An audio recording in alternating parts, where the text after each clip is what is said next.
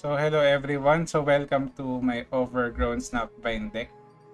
So this kind of deck has been quite a while now. I think this is 2 years ago. So overgrown Snapvine effect is when you summon a follower, kill it to summon an overgrown Snapvine. So if you have an overgrown Snapvine on the field, every other follower that you drop will become overgrown Snapvine itself. So that's why this deck is good. This card is good to build around with uh, cards like uh, the Wings and the Wave, Fading Icon, plus Aristocrat, because if we, by just dropping 1 mana, if you already have the 7 mana Overgrown Snapvine, dropping 1 mana will give you potentially 2/5/3 for just 1 mana. So that is very insane value. So if you play around the Overgrown Snapvine combo correctly. So that's why we have these cards. Some cards that summon something, and then when it dies, it summon another card. And due to the effect of Overgrown Snapvine, we can get a lot of value with these kinds of cards. That's why we have these cards in the deck. And we also have Jury Rig. This is a burst 5/3.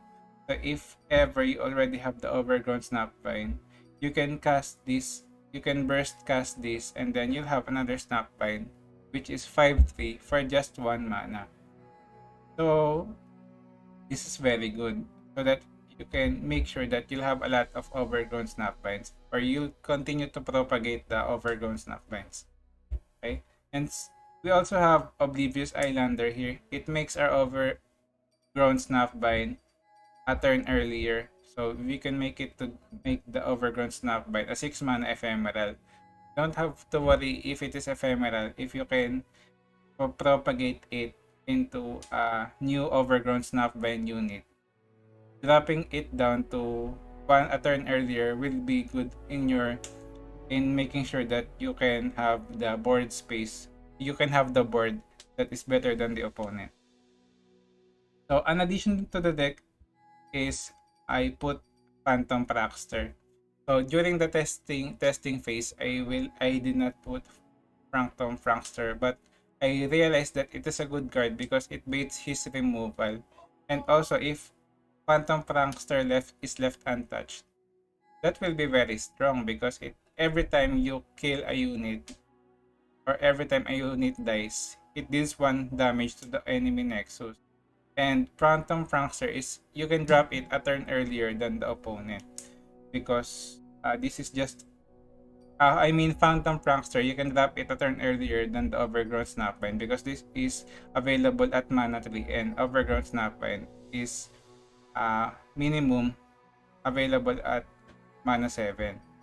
So you can start setting up your boards with Phantom Prankster and Neverglade Collector. And then once you go to the turn that you can tap the Overgrown Snapvine, the value of Neverglade Collector, which is draining 1 damage to the enemy Nexus, and Phantom Prankster, which is dealing 1 damage to the enemy Nexus every time you kill a unit, is very insane value that can slowly kill the opponent. Okay, so that is all the deck explanation that I can provide regarding this kind of deck. So it is a very old deck, but it is still fun, and it's still very strong if played correctly, or if you have if you can make sure that you can pull up the combo. The combo is very, very satisfying. So that's all. Please like, share, and subscribe for more video, and see you again next time. Okay, we got the Pantheon that we need.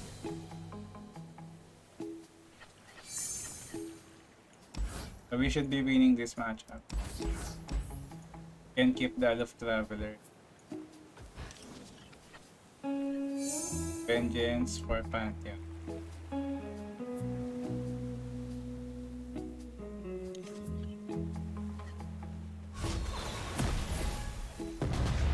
Neverglade.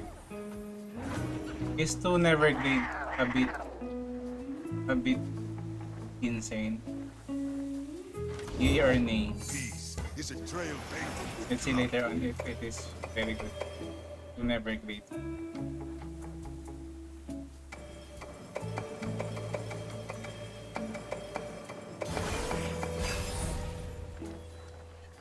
Vengeance, another. How many vengeance do we have? So we have 2 vengeance.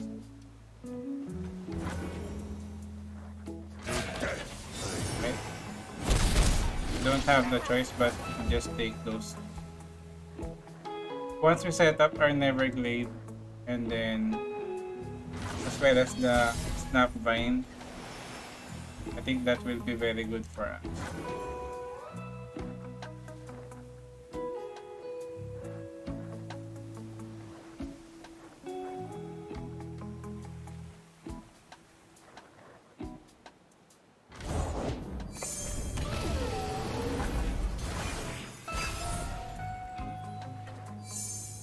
So nice.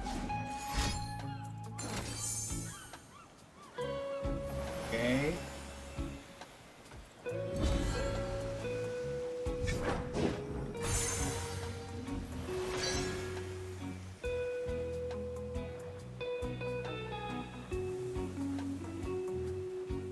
We dropped the ano. You dropped something. I dropped everything. We got the overgrown Snapvine.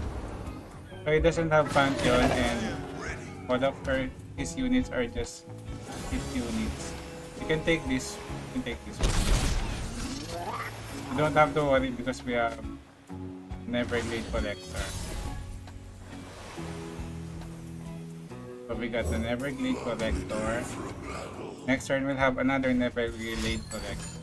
Oh. That's fine though, we have Mistfall. No worries, we have Mistfall.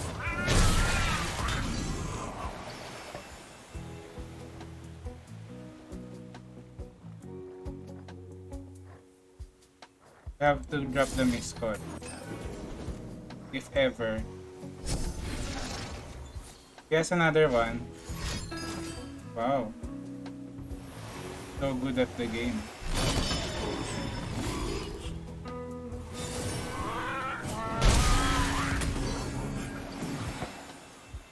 I think I should be dropping the Vengeance for that.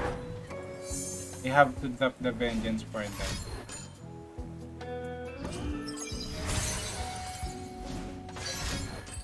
Okay.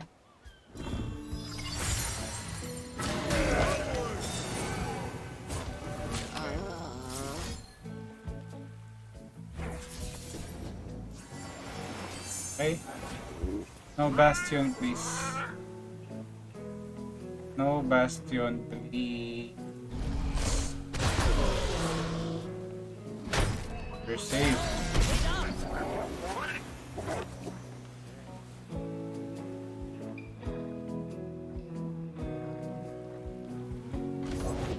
Come out from your shadows, demon.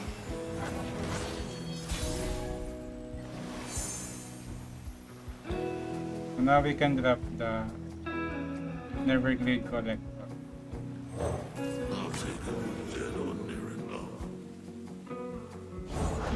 You're covered.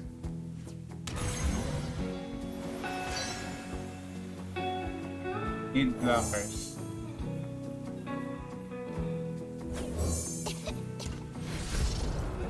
Hey. Just no rally please. No rally.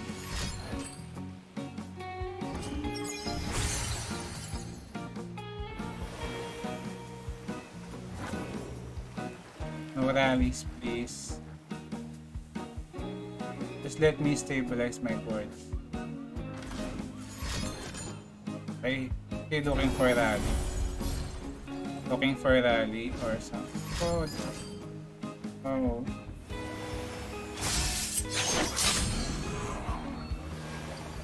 So in that case, you can go for the crawling sensation. Because this is additional blocker.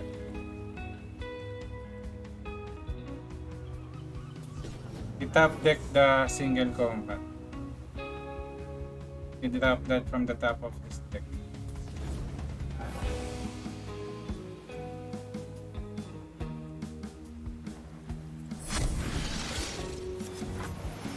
Okay. So we got the champ blocker. I've got your back. We can pass for now. Okay. This is another pass. We need to be making sure that we have We're off on a new vengeance mana. Okay? If he drops the I am ready. let's block here, here, here, and then here.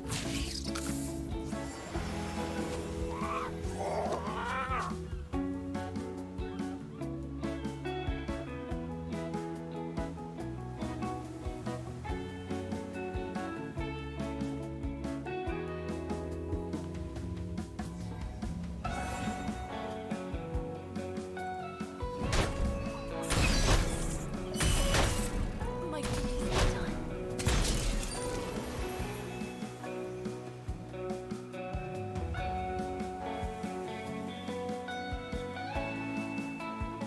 Okay. I will tend this garden.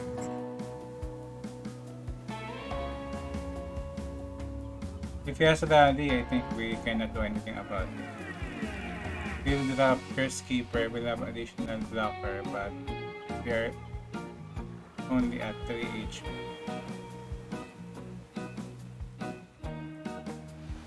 I tire of waiting.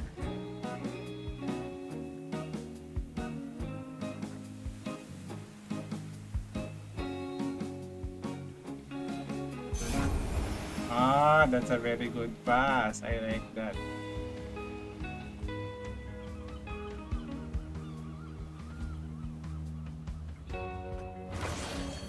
Always mortal.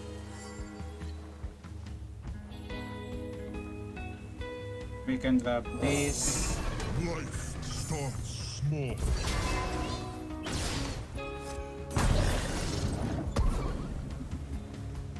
We can go for Oblivious Islander and then Curse Keeper. Then we'll have a lot of Snapvines on the field. So now this is the point where we stabilize. Sure is dark, eh?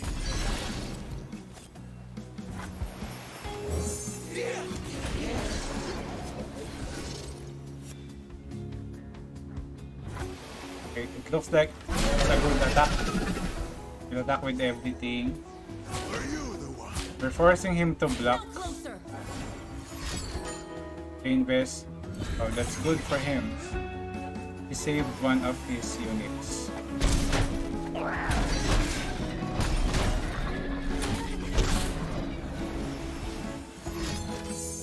Okay, looking for the cards. Looking for it. Just please don't draw Pantheon. Please do not draw Pantheon. That will be very insane. Pantheon, be insane. Pantheon, insane. Wow. Okay. That's fine because the action will return to me. I'll just take down my Snapvine. Like this. So that's 3 Snapvine equivalent. Now what? Wow, we got fun. Just don't get spell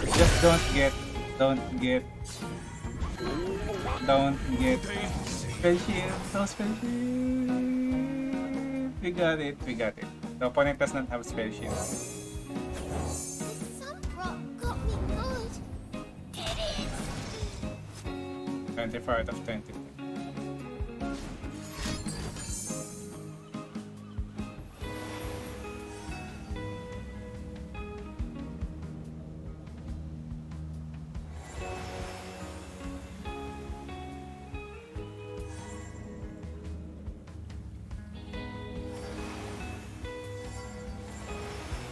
Okay. I think we win the game.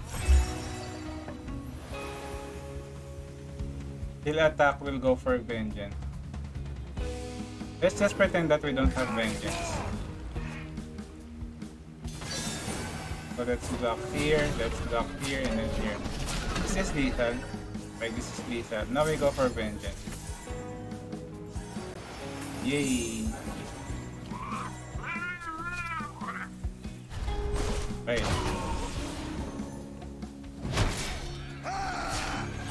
So GG, he no longer has Pantheon in his deck.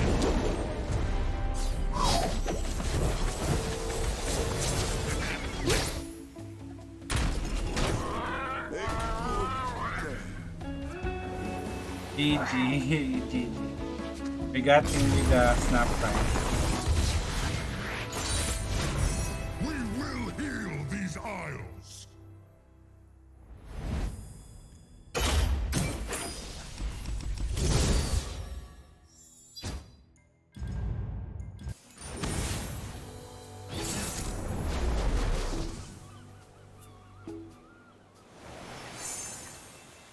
Got the Snapvine.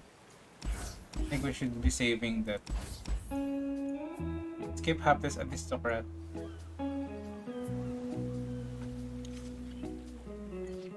It's a bit aggressive, so we need to make sure that we will not fall to him easily. So Oblivious Islander be used for Overgrown Snapvine, but since he passed, I think we can pass back. So now we can pass. Let's see what he'll do. Then depending on what he'll do. So now we are close to the turn that we can go for the Snapvine. So we are not really bad with that. That's a nice pass. Still a good pass for us.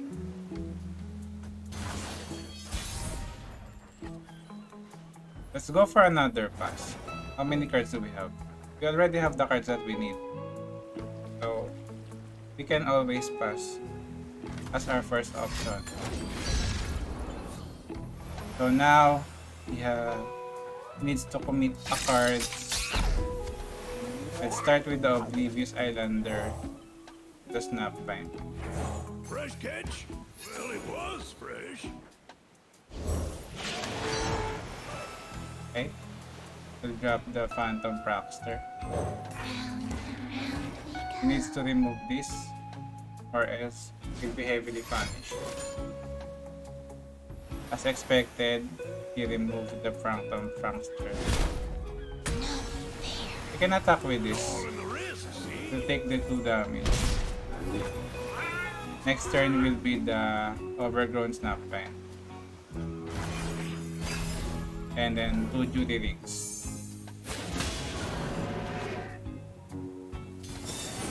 Let's just take that damage. And drop the Overgrown Snapvine, as well as the other Duty Ring.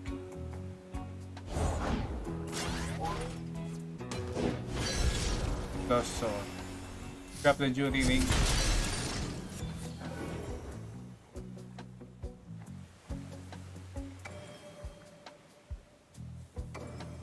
Aloof Traveler will be good for him, so I think we don't have to drop the Aloof Traveler. Let's start with the Zonite Urchin Duty Ring combo. That rock got me good. Ow! Then Hapless. Hapless Aristocrat combo. And then we can open attack. We can attack.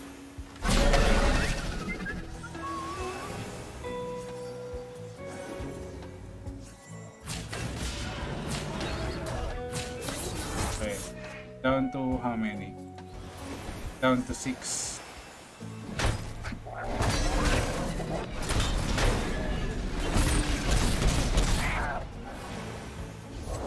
Anything helps.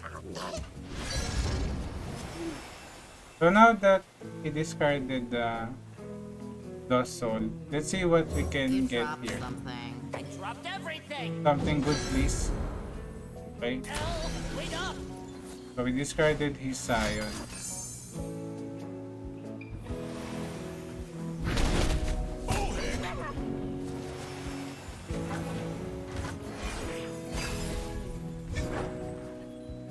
Maokai.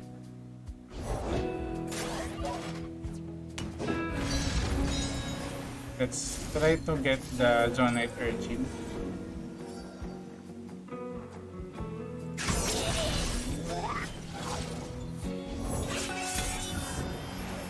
Can go for Maokai.